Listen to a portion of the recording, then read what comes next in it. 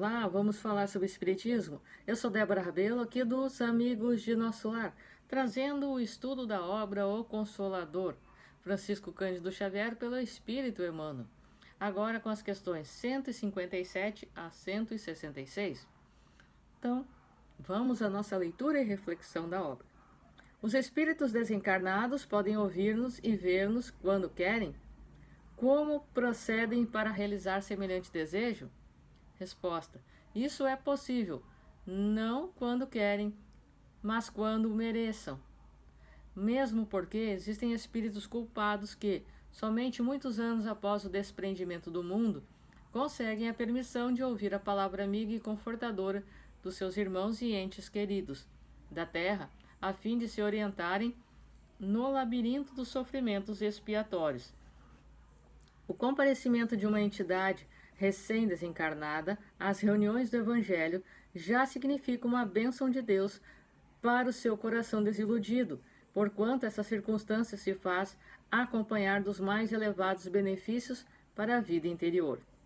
Quanto ao processo do seu contato convosco, precisamos considerar que os seres do além-túmulo, em sua generalidade, para se comunicarem nos ambientes do mundo, adaptam-se ao vosso modo de ser, condicionando suas faculdades à vossa situação fluídica na Terra, razão pela qual, nesses instantes na forma comum, possuem a vossa capacidade sensorial, restringindo as suas vibrações de modo a se acomodarem de novo ao ambiente terrestre. Então, nós percebemos assim que, para que nós possamos termos a visita de um ente, aliás, que ele possa vir nos visitar, não é simplesmente querer e realizar. Não é uma coisa empurrada como aqui na Terra. É o merecimento, é a importância e o bem que isto pode proporcionar, tanto a nós quanto a eles. Então, no plano espiritual, as coisas são por merecimento, são por um motivo útil e proveitoso. Não é como aqui na Terra, que nós fazemos as coisas empurrando com a barriga e depois vemos o resultado que dá. No plano espiritual, tudo acontece com um propósito e uma finalidade muito importante. Questão 158. Se uma criança desencarna deixando inimigos na Terra, é possível que continue perseguindo seu desafeto dentro da situação de invisibilidade? Resposta: isso é possível e quase geral no capítulo das relações terrestres, porque se o amor é o laço que reúne as almas na alegria, nas alegrias da liberdade, o ódio e a algema dos forçados, que os prende reciprocamente no cárcere da desventura. Se alguém partiu odiando, e se no mundo o desafeto faz questão de cultivar os germens da antipatia e das lembranças cruéis, é mais natural que, no plano invisível, perseverem os elementos da aversão e da vindita implacáveis, em obediência às leis de reciprocidade, depreendendo-se daí a necessidade do perdão com o inteiro esquecimento do mal, a fim de que a fraternidade pura se manifeste através da oração e da vigilância, convertendo o ódio em amor e piedade, com os exemplos mais santos no Evangelho de Jesus. Então, a criança aqui na Terra é criança, mas no plano espiritual, não. Então, nós percebemos que não é porque alguém está em forma de criança aqui na Terra que nós vamos esquecer que existe um espírito, muitas vezes mais velho e mais antigo do que nós, ali naquele corpo daquela criança. E ao desencarnar, vai carregar consigo as mesmas vibrações e emoções que alimentou até então.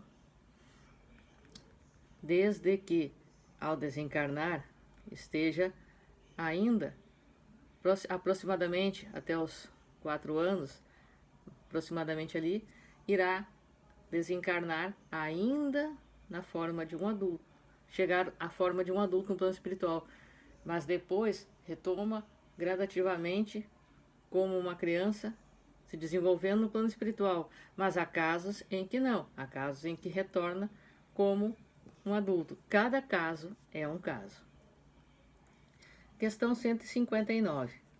No caso das perseguições dos inimigos espirituais, a ação deles se realiza sem o conhecimento dos nossos guias amorosos e esclarecidos? Resposta: as chamadas atuações do plano invisível de qualquer natureza não se verificam à revelia de Jesus e de seus prepostos, mentores do homem na sua jornada de experiências para o conhecimento e para a luz. As perseguições de um inimigo invisível têm um limite e não afetam seu objeto, senão na pauta de sua necessidade própria, porquanto, sob os olhos amoráveis dos vossos guias do plano superior, todos esses movimentos têm uma finalidade sagrada, como a de ensinar-vos a fortaleza moral, a tolerância, a paciência, a conformação nos mais sagrados imperativos da fraternidade e do bem. Então nós sabemos que tudo o que acontece tem um propósito. Nós não somos perseguidos espiritualmente por um espírito sem que haja um laço em alguma existência entre nós de animosidade. E sem que, com isto, a parte que está mais suscetível a dobrar-se ao amor e ao afeto, ore em benefício da outra. Porque o amor, como nos diria o apóstolo Pedro, cobre a multidão de pecados. Então, se nós, que nos dizemos mais conhecedores, vamos dizer assim, de uma determinada situação, busquemos orar por aquele que no momento não consegue, certo? Questão 160. Os espíritos desencarnados se dividem igualmente nas esferas mais próximas da Terra, em seres femininos e masculinos? Resposta: nas esferas mais próximas da Terra, as almas desencarnadas conservam as características que lhe eram mais agradáveis nas atividades da existência material, considerando-se que algumas que perambulam no mundo como a veste orgânica imposta pelas circunstâncias da tarefa a realizar junto às criaturas terrestres, retomam as suas condições anteriores à reencarnação, então enriquecidas, se bem souberam cumprir os seus deveres no plano das dores e das dificuldades materiais. Dilatando, porém, a questão, devemos ponderar que os espíritos, com esses ou aqueles traços característicos, estão em marcha para Deus, purificando todos os sentimentos e embelezando as próprias faculdades, a fim de refletirem a luz divina, transformando-se, então, nessas ou naquelas condições, em perfeitos executores dos desígnios do Eterno. Então, nós podemos perceber aqui que nós estamos na Terra, nós, quanto mais próximos ao plano material, mais iremos conservar as vibrações, as emoções da Terra. Após isto, não há esta necessidade, porque os espíritos não têm sexo. Não há esta necessidade e não existe a reprodução dos espíritos a partir deles mesmos. Apenas a nós aqui na Terra. Questão 161. A partir do item 2, sentimento. Item arte. Pergunta: o que é arte? Resposta: a arte pura é a mais elevada contemplação espiritual por parte das criaturas. Ela significa a mais profunda exteriorização do ideal, a divina manifestação desse mais além que polariza as esperanças da alma.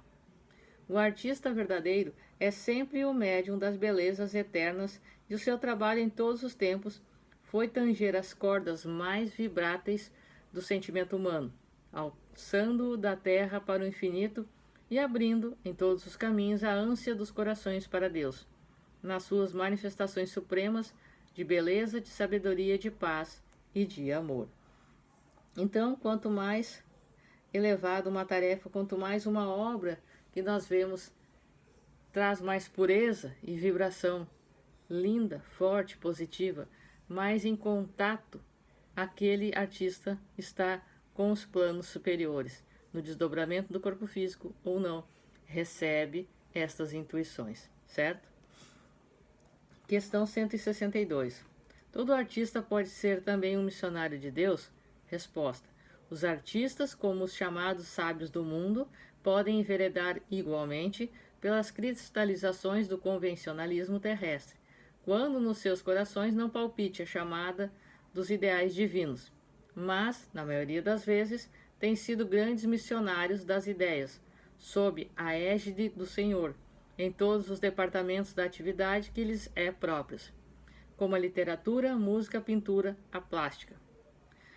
Sempre que a sua arte se desvencilha dos interesses do mundo transitórios e perecíveis, para considerar tão somente a luz espiritual que vem do coração, uníssono como cérebro, nas realizações da vida, então o artista é um dos mais devotados missionários de Deus, porquanto saberá penetrar os corações na paz da meditação e do silêncio, alcançando o mais alto sentimento da evolução de si mesmo e de seus irmãos em humanidade. Então nós percebemos obras que marcam, que atravessam gerações, seja na pintura, seja na música, em entretenimento, num filme. Nós percebemos como isto marcam, como essas ações marcam vidas, espíritos marcados por estas emoções e mudam a forma das pessoas verem a vida. E isto sim, com certeza, traz uma elevação em tudo. Questão 163. Pode alguém se fazer artista tão só pela educação especializada em uma existência? Resposta. A perfeição técnica e individual de um artista, bem como as suas mais notáveis características, não constituem as resultantes das atividades de uma vida, mas de experiências seculares na Terra e na esfera espiritual, porquanto o gênio, em qualquer sentido, nas manifestações artísticas mais diversas, é a síntese profunda de vidas numerosas, em que a perseverança e o esforço se casaram para as mais brilhantes florações da espontaneidade. Então, se eu não tenho aptidão de tocar um instrumento musical, por exemplo, eu posso buscar aqui, aprender, buscar por mim mesma, desenvolver o quanto eu puder. Isto vai se aperfeiçoando nas outras encarnações.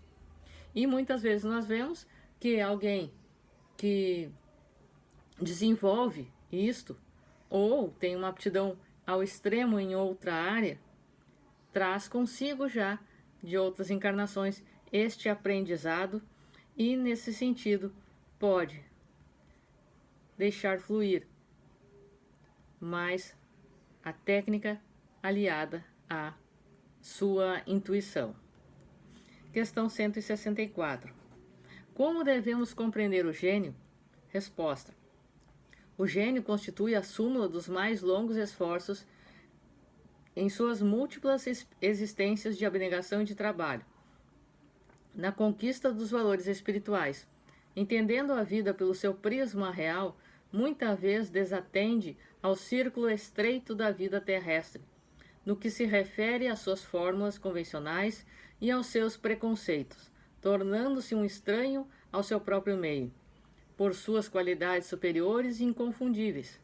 Esse é o motivo por que a ciência terrestre, encarcerada nos cânones do convencionalismo, presume observar no gênio uma psicose condenável, tratando-se, quase sempre, como a célula enferma do organismo social para glorificá-lo muitas vezes depois da morte, tão logo possa aprender a grandeza da sua visão espiritual na paisagem do futuro. Então, hoje, aquele que tem e desenvolve uma tarefa de uma maneira esplendorosa, ímpar, inigualável, digamos assim, ele traz ao longo de suas existências o esforço para isso, o aprimoramento em determinada área de aprendizado, ao ponto que tudo aquilo já vai de forma automática fluindo nas suas atitudes, certo? Penúltima questão, 165. Como podemos entender o psiquismo dos artistas tão diferente do que caracteriza o homem comum? Resposta. O próprio artista, de um modo geral, vive quase sempre mais na esfera espiritual que propriamente no plano terrestre. Seu psiquismo é sempre a resultante do seu mundo íntimo, cheio de recordações infinitas das existências passadas, ou das visões sublimes que conseguiu apreender nos círculos de vida espiritual, antes de sua reencarnação no mundo. Seus sentimentos e percepções transcendem aos do homem comum pela sua riqueza de experiências do pretérito, situação essa que, por vezes, dá motivos à falsa apreciação da ciência humana, que ele classifica os transportes como neurose ou anormalidade nos seus erros de interpretação. É que, em vista da sua posição psíquica especial, o artista nunca cede às exigências do convencionalismo do planeta, mantendo-se acima dos preconceitos contemporâneos, salientando-se que, muitas vezes, na demasia de inconsiderações pela disciplina, apesar de suas qualidades superiores, pode entregar-se aos excessos nocivos à liberdade quando mal dirigida ou falsamente aproveitada. Eis porque, em todas as situações, o ideal divino da fé será sempre o antídoto dos venenos morais, desobstruindo o caminho da alma para as conquistas elevadas da perfeição. Então, muitas vezes nós vemos missionários que caem nas suas encarnações ou que realizam grandes tarefas, mas têm grandes deslizes, porque cedem às más paixões adormecidas dentro de si, numa mistura de atitudes boas com certos erros. Portanto, busquemos sempre a oração e a elevação e a sintonia com os espíritos de luz. Última questão do nosso vídeo de hoje, 166. No caso dos artistas que triunfam sem qualquer amparo do mundo e se fizeram notáveis tão só pelos valores da sua vocação, traduz em suas obras alguma recordação da vida no infinito?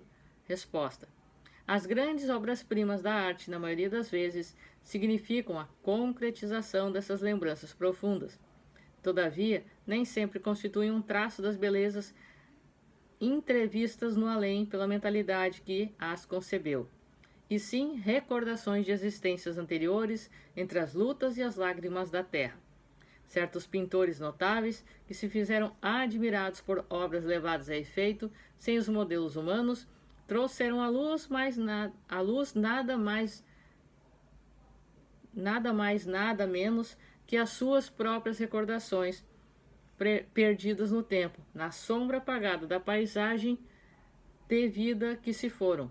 Relativamente aos escritores, aos amigos da ficção literária, nem sempre as suas concepções obedecem à fantasia, porquanto são filhas de lembranças inatas, com as quais recompõe o drama vivido pela sua própria individualidade dos séculos mortos.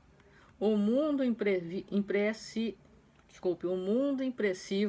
dos artistas tem permanentemente relações com o passado espiritual, de onde o extraem o material necessário à construção espiritual de suas obras. Então nós podemos ver que muitas vezes um artista aqui na Terra não teria idade, nem base, nem maturidade para desenvolver certas tarefas e certos trabalhos que realiza. E traz consigo as experiências do passado, traz consigo os aprendizados somatizados à sua atual existência e aflora, como um passe de mágicas, todo aquele trabalho e toda aquela intuição, certo? Então, estes foram os estudos da questão 157 a 166, e no próximo vídeo nós estaremos adentrando na leitura e reflexão das questões 167 a 176. Um forte abraço para você, que os bons espíritos nos guiem, Jesus nos abençoe. Até a próxima.